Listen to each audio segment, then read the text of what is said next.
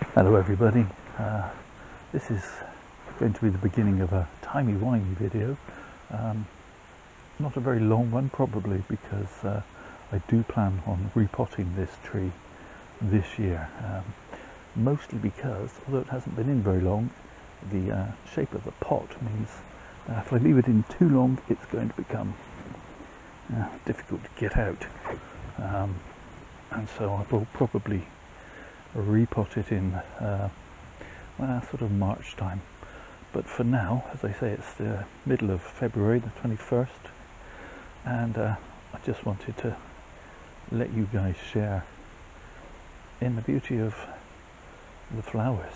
It's only partly open at the moment and it will get better, so I'll probably update this video with a little bit more when it's showing a little bit more flower, and then finish the video with the repotting.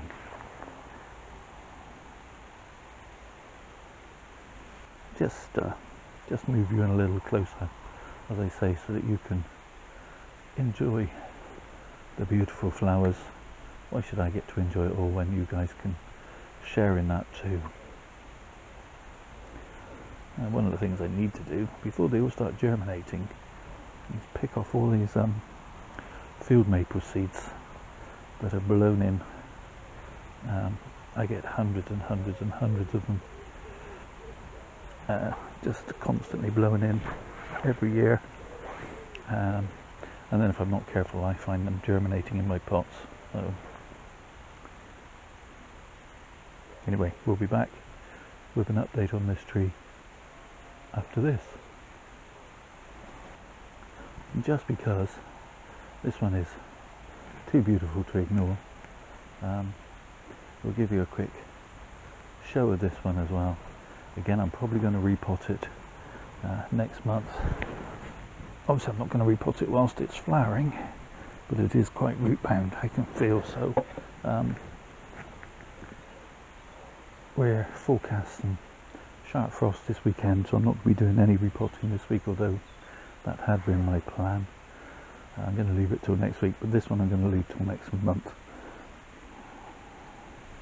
So it's the 2nd of March, and the tree is really in all its glory. It's not going to get much better than this. There are one or two little buds to open, but for the most part it'll begin a gradual decline now.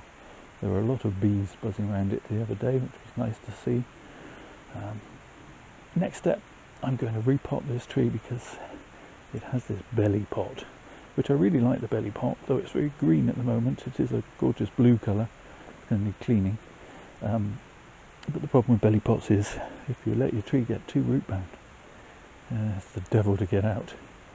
So yeah, as soon as the flowers are over and I start to see leaf buds opening, so I know the tree is in active growth, I'm going to start repotting, and at that point some of these long straight pieces will get cut back. The odd crossing piece will need to come out. Not the work you want to do on this sort of tree in the winter because of a disease called silverleaf, but once the tree's in active growth I feel more confident that I can start to trim back some of these things. There's only going to be small wounds anyway, so no major chops or anything that I can see needs to be done. Okay, so it's the 22nd of March now, and people complain that cherries are short-lived in flower, but this tree is still flowering away. It's definitely going over now, and we have some leaf beginning to show, which means I can root prune this shortly. I'm going to leave it a few more days just to enjoy the last of the bloom, and then it's going to get picked out of this pot, roots trimmed, back in again.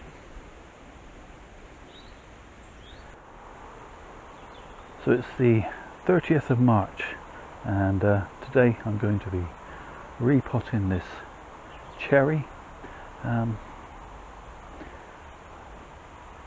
that it's finally finished, well, almost finished flowering, it's starting to shoot out quite nicely and leaf up.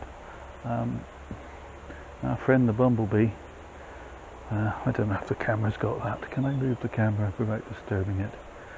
Our friend the bumblebee is still finding it interesting enough. I've lost my train of thought now. What was I going to say? Oh yes, I want to repot this tree for two reasons. First of all, it's in a belly pot, and if I leave it too long in the belly pot, it just becomes harder and harder to get out.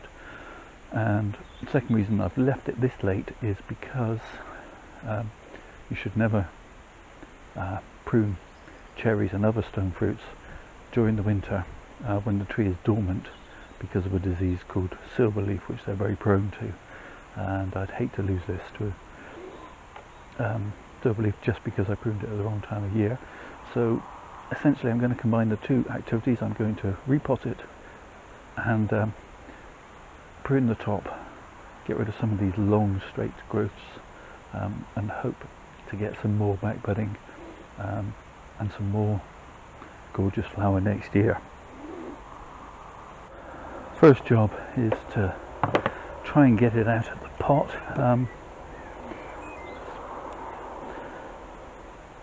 hopefully without damaging the top too much.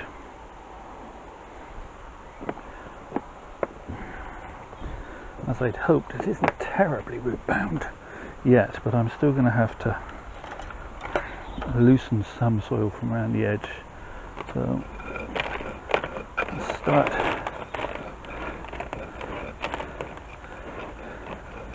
because this tree only went into this pot last year. It hasn't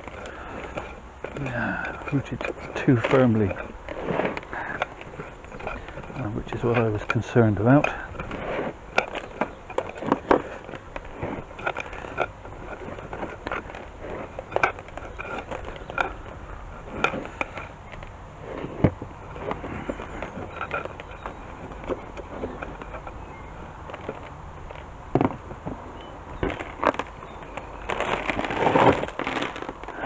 Perfect. That's good. I'm happy with that.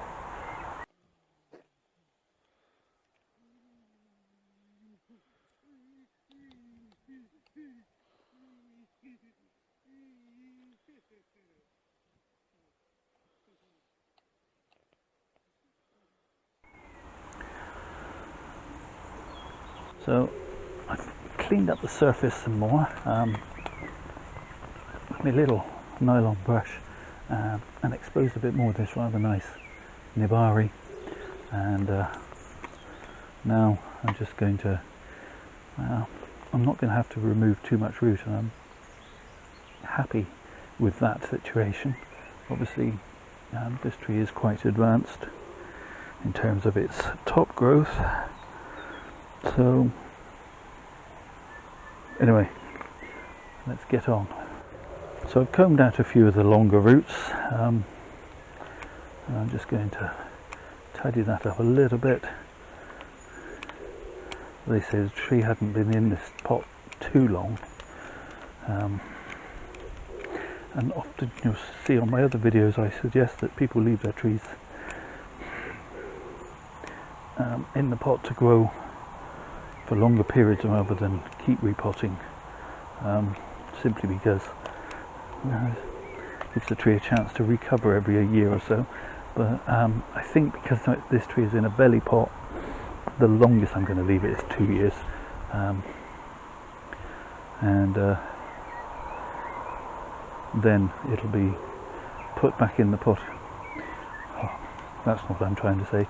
It'll be repotted every 2 years, just to ensure that it doesn't get so pot bound that I can't actually get it out of the pot. And have to do a lot of damage.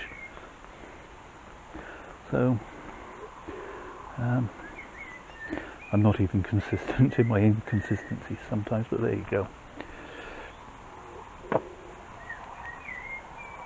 If you watched my last couple of videos, you'll know that I've been bemoaning the fact that I can't get hold of the kitty litter that I used to use, Kitty Friend, and that I was looking into some alternatives. I tried a so-called clay cat litter, and it's just worse than hopeless. It's so, less than a day of being wet and it's just turned to mush. That's just gonna absolutely drown any tree that you put into it. But then I tried an oil dry substitute, and it is basically the same stuff as the kitty litter, but in much finer granules. More like the Tesco lightweight cat litter that I used to use. It's not going to clump up. It doesn't turn to mush, but because it's smaller particles, it's probably well, it is going to be much more useful in repotting small trees, I think. But obviously I've got a bag now and I'm going to use it. It's called, bear with me, New Safety Tread Industrial Spillage Absorbent. Bit of a mouthful, and it was £27 for a 30 litre bag, which is about double the price of the kitty litter I used to buy, but it included VAT and shippings. So and actually came the very next day, which was nice. So swings and roundabouts, I guess. Still much cheaper than some macadamia I looked at, which was £11.99 for a 2 litre bag. So yeah, you pays your money, it takes your choice, I guess. Okay, so the tree is now sitting very deep in the pot, which obviously I don't want, so I'm going to leave the mesh that was already in there, which is still nice and firm and set, in the bottom, and I'm going to use some of my new mix, which includes a sort of 50-50 mixture of the kitty friend that I had left and the new safety tread stuff, along with grit and compost. And let's get this tree potted up, because the rain they promised us is just started.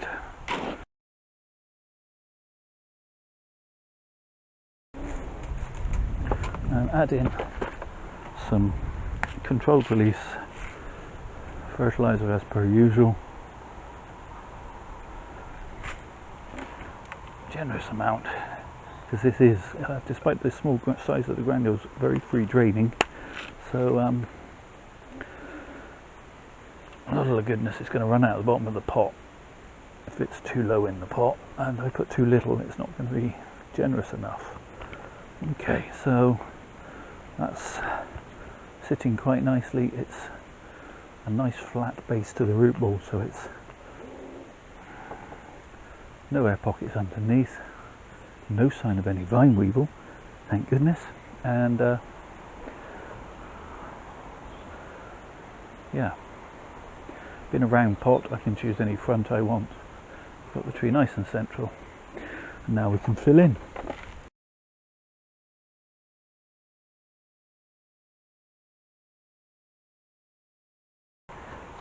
Make sure there are no air pockets around the outside.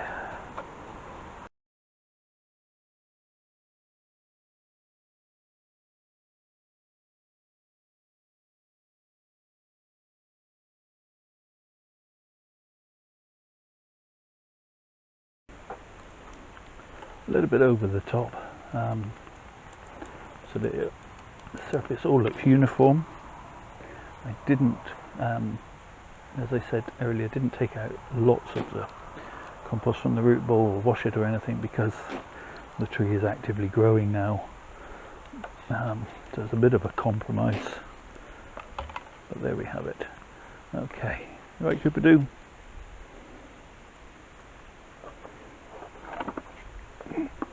What are you doing? Come here. You feeling a bit sorry for yourself? Yeah. Oh, poor old you. Cooper's had a bad day. Been to the vets. Had his Librela injection.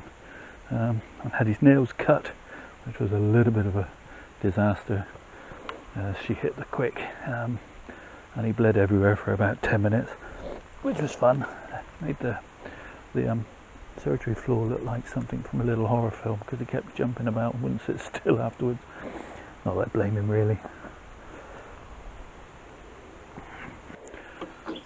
Quick drink, and then we'll tackle the top. Okay, so that didn't drain quite as well as I had hoped out of this pot, and part of the reason I think was that this stuff got quite small grains, actually sat in the bottom of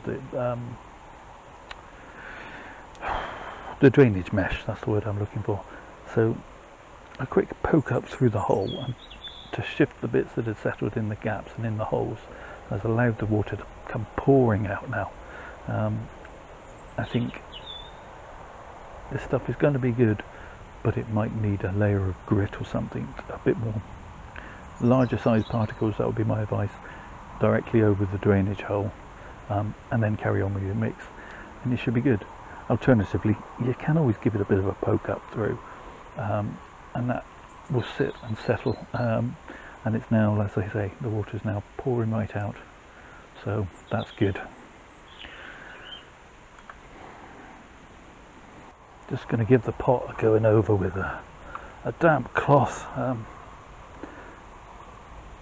It's a little bit grubby after a winter outside, but also the dust from the new mix has kicked up a little bit,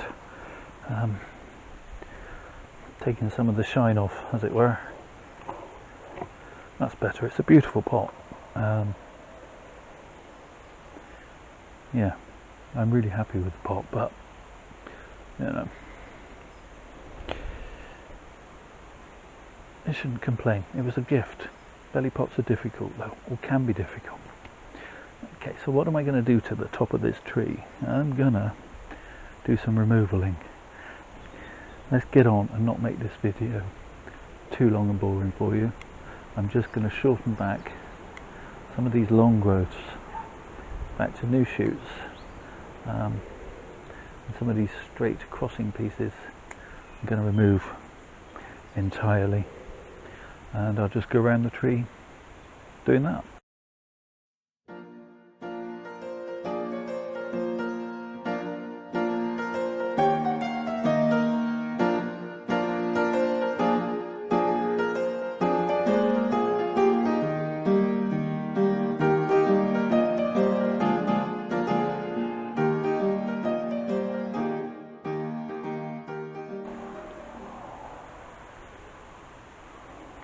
So I've removed a fair amount, shortened it back considerably.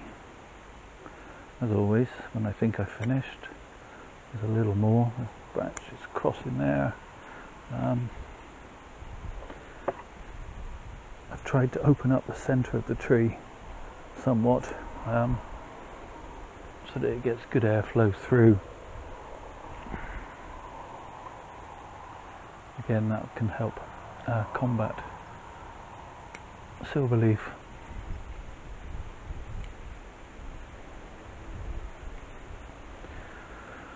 And there, so there we have it. That's the tree set up, and off she goes. Pop the can in for scale. I'll give you one final 360. And yeah, as always, I saw a piece I want to chop off. Where's that? A couple of pieces there that are competing, one with t'other. Remove that entirely and shorten that. Okay.